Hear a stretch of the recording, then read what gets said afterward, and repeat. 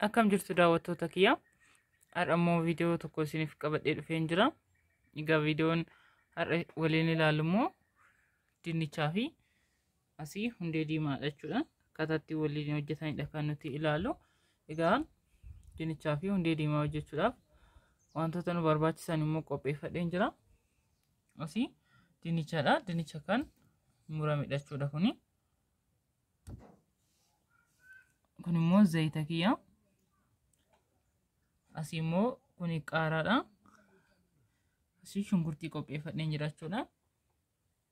Soogidda kun hundee diimaa qolli isaa irraa qulqulleeffamee miidhageedha jechuudha. Asiin bishaan nan qaba. Wantoota kana fayyadamnee akkaataa ittiin hundee diimaa fi dinnicha ittiin walitti hojjetan waliin ilaalla. Hanga xumura viidiyoo keenyaatti nu daawwadha. Chaanaalii keenya immoo like, subscribe godha. Amma gara bilcheessuutti kan nuti deemnu. Kanaafuu shunkurtii keenya asii ni muranna. Shunkurtii kiyya immoo haala kanaan muradheedha kana ni jiru. Amma distii keenya gara istoovii keenyaarra godhannee ni bilcheessina jechuudha. Istoovii kiyyaarra distii kiyya godhadhee zayita kiyya ittiin dabaladha.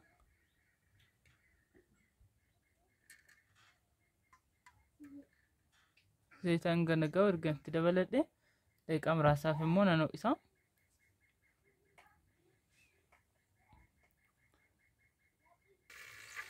Zayitni kiyya erga ho'eegaa shunkurtii kiyya ittiin dabaladha.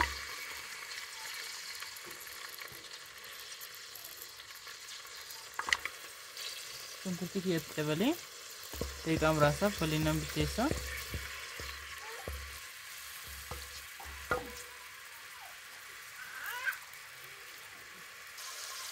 Shunkurtiin keenya gaasii nu bilchaatutti asii hundee diimaa keenya ni muranna.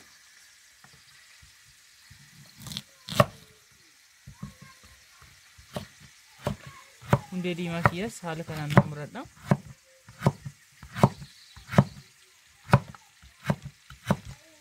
Akkaataa kanaan ni muradha jechuudha.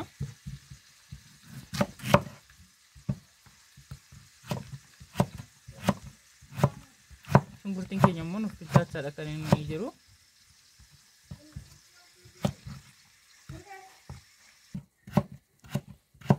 Haaluma kanaan egaa kan nuti murannu.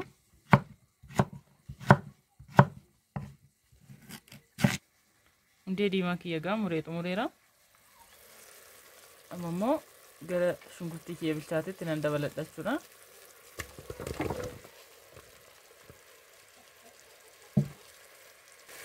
Hundee diimaa keenya egaa haala kana erga godhanne waliin ni sochoofanna.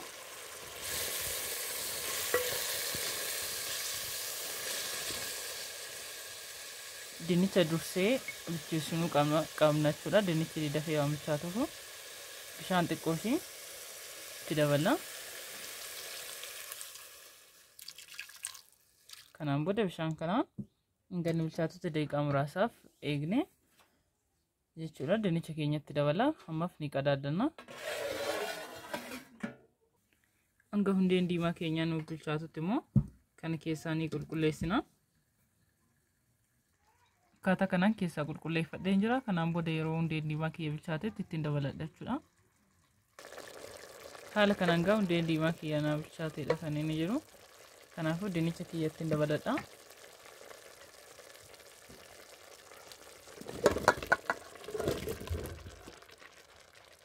Dinnicha kiyya haala kanaan itti dabalee waliin sochoosee hanga bilchaatutti sochoosaa. Bishaan barbaachise bishaan itti dabala. Waliin nan bilcheessa jechuudha.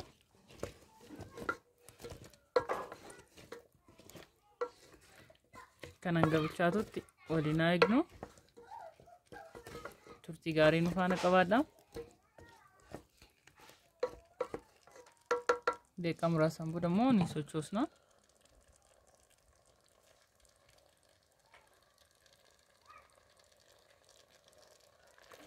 Amma daqiiqaa muraasaaf qadaadne hangasitti asii qaaraa keenya ni muranna. Qaaraan ganuu ga'u ni muranna jechuudha. Qaaraa kiyyas immoo boca kanaan kan muradhu. Egaan ittoon kiyyas naa bilchaachaadha kan inni jiru. Qaaraa kiyyas haala kanaan muradheen jira. Egaan haala kanaan nuuf bilchaatee kan inni jiru. Ammaaf ni sochoofanna.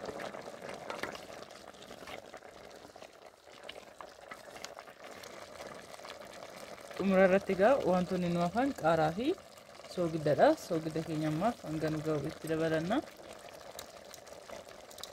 Soogidda keenya ergatti daballee ni sochoosna.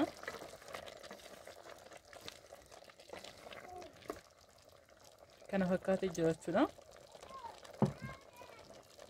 Amma immoo xumura irratti qaaraa keenya itti ni dabalanna jechuudha. Kana daqiiqaa muraasaaf waliin ni sochoosna.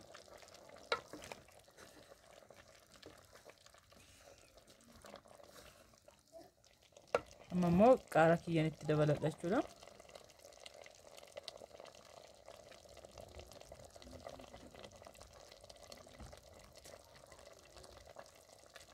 Kana fakkaatee jira jechuudha nyaanni keenya.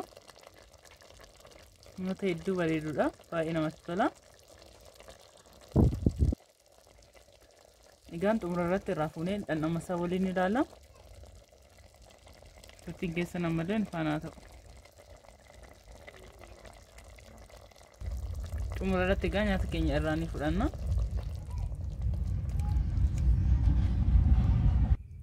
Egaa irraa fuunee ani itti nyaannu immoo asii biddeenaani jala biddeena keenyaatti ni godhanna.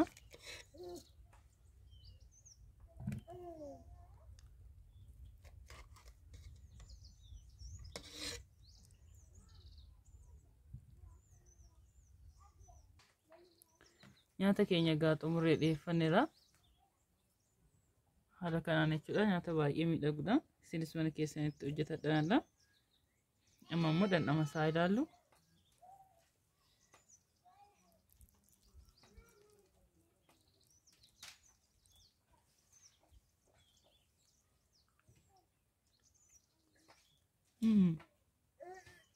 Baay'ee mi'aa.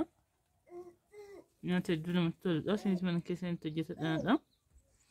Gaan viidiyoon irraaf isiniif qabadhee dhufe immoo kana fakkaata. Hanga viidiyoo biraa wal arginutti nagaan tura. Chaanaalii keenya immoo like, subscribe godhaa.